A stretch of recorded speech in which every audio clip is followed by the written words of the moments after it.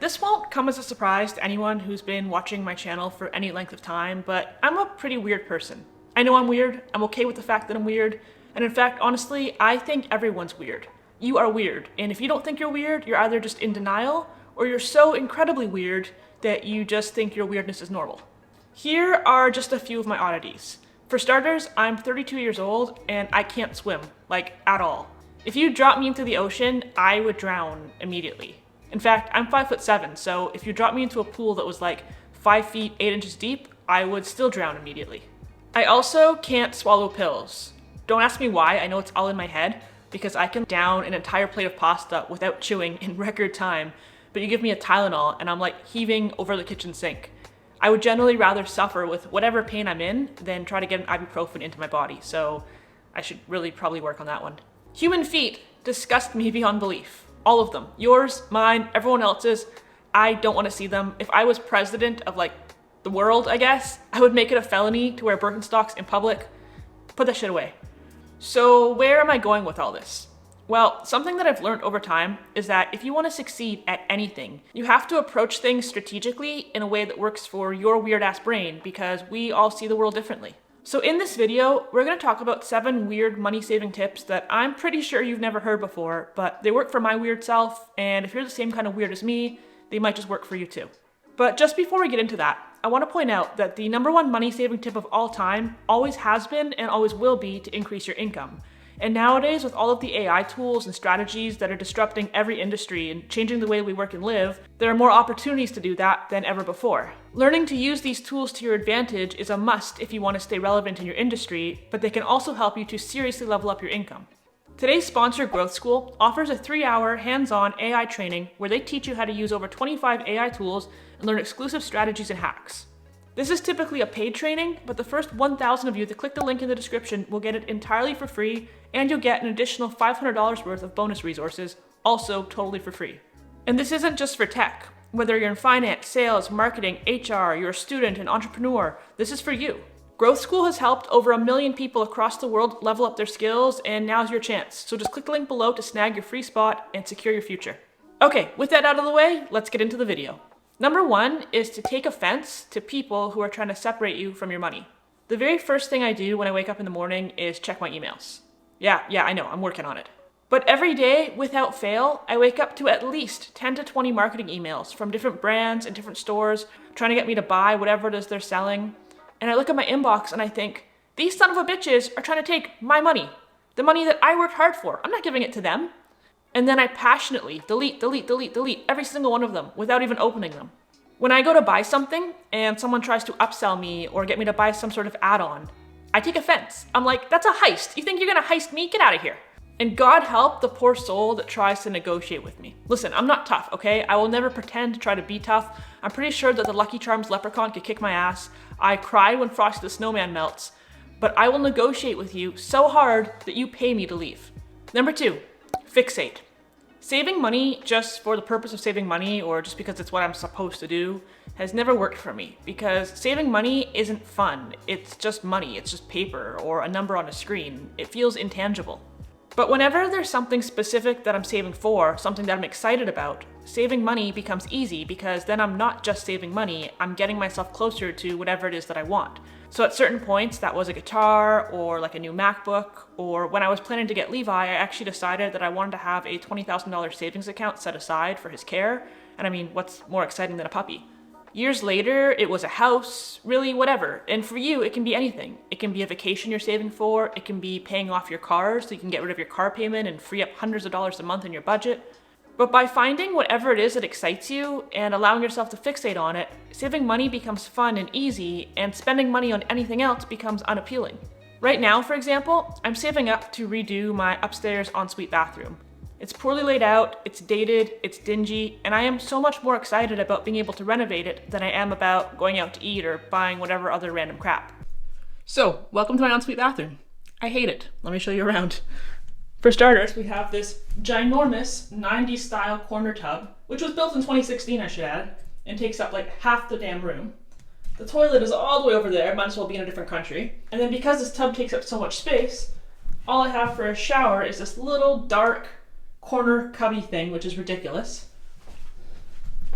And the vanity has absolutely no counter space. And I don't know what the previous homeowners did, but they trashed the cabinet. And yeah, this room needs a refresh.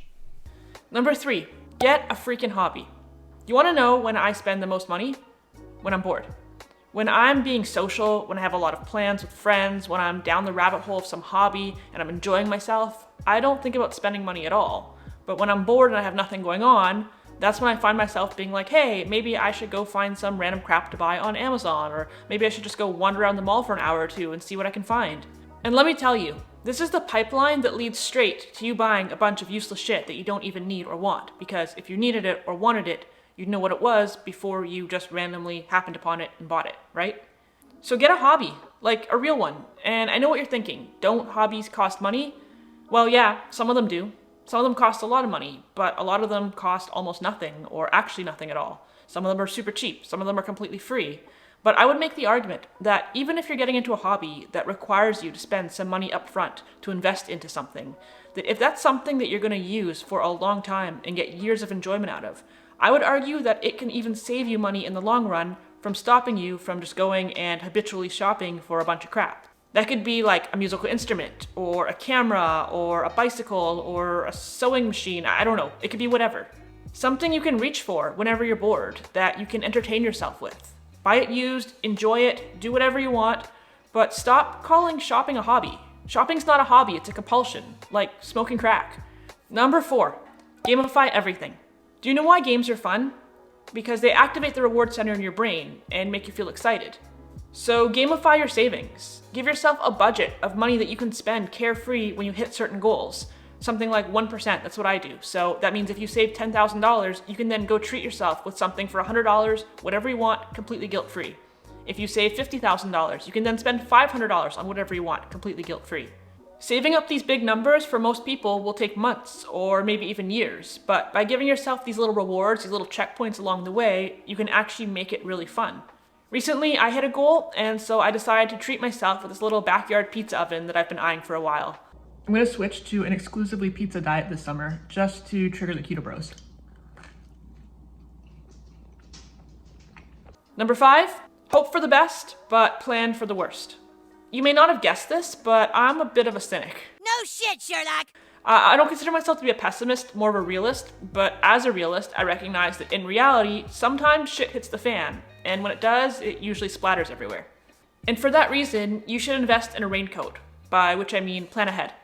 Think about the bigger purchases that you'll likely need to make in the next 5 years or so, and set up separate savings accounts for them now, so you can deposit small amounts of money from every paycheck or every month, and when the time comes that you actually need the money, it's already there waiting for you. And best of all is that if you don't wind up needing the money, then you just have a bunch of money sitting there in savings. Free money. Is that what they call girl math? For example, my car is 12 years old, and as of right now, it's great. There's no problems with it at all. But recognizing that it's 12 years old, it's a fair assumption to make that in the next 5 years or so, it will probably start having some issues or maybe even need to be replaced. So for the last couple years, I've been putting aside a little bit of money every single month into a separate savings account just for my car, so that if repairs have to happen, the money's there, or even if I have to buy a new car, by that time I should have a good chunk of money to be able to do that. And if my car ends up lasting longer than I expect it to, that's just a bonus. I do the same thing for Levi's medical bills, as well as any expensive electronics. Basically anything that costs more than about $1,000 that needs frequent repairs or replacements or upgrades. You do need frequent repairs, don't you, buddy? No upgrades or replacements, though. I'm keeping you forever. I love you. Okay, number 6 might be the weirdest one of all, but it's to go reverse shopping. Buying stuff gives us dopamine, but science says that we don't actually get most of the dopamine from buying and owning the thing, but rather just from the excitement leading up to us buying and owning the thing. This is why sometimes you put things in your Amazon cart, forget about it for a few days, and then entirely lose interest. While I do that, I like to take it even a step further still. So if I buy something that is at all impulsive or unnecessary, I'll bring it home and I'll leave it in the bag or in the box for an entire week without touching it. And just like with Amazon, a lot of the time I end up realizing that I don't actually need or want that thing. So I go reverse shopping, or I guess as normal people call it, making returns. I take the stuff back to the store, or I mail it back if I bought it online, and I get my money back. It's like shopping, because you still go to the mall or the store or whatever, but instead of you giving them money, they're giving you money back. That way, I get my little dopamine hit when I first buy the thing, but I don't end up wasting money or cluttering my house with a bunch of things that I don't even want, and I avoid feeling that buyer's remorse. And finally, weird-ass money-saving tip number 7 is gift cards. You admittedly have to be careful with this one because there are a lot of scams out there nowadays, but hear me out. If you're planning to make a big purchase, a really easy way to save some money is to buy unwanted gift cards from people at a discount and use those gift cards to make your purchase. Basically, people often wind up with gift cards or store credits for stores that they don't actually plan to shop at. Maybe they were gifted to them, or maybe they made an in-store return and could only get store credit, and now they don't want these gift cards, so they'll sell them often at a 15 to 20% discount on Facebook Marketplace. So just as an example, let's say you're gonna go buy a new iPhone for $1,000. If you can buy $1,000 worth of Apple gift cards on Facebook Marketplace for $800, the person who's selling them to you gets $800 in cash for something that they had no use for, and you get $200 off your iPhone, so it's a win-win.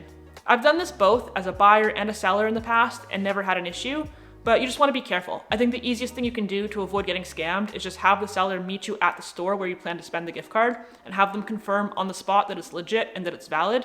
And I would even say that if you're not going to spend the credit right then and there that moment, have them transfer the balance from that gift card onto a brand new fresh gift card so that only you have the barcode, and then you're Gucci. And of course, only pay the seller in cash right there on the spot in person. Anybody who's legit will have no issue at all meeting you at the store to confirm the balance, and they'll never pressure you into trying to send money in advance. So that's it. Those are my 7 weird money-saving tips that work for my weirdness, and maybe they'll work for yours too.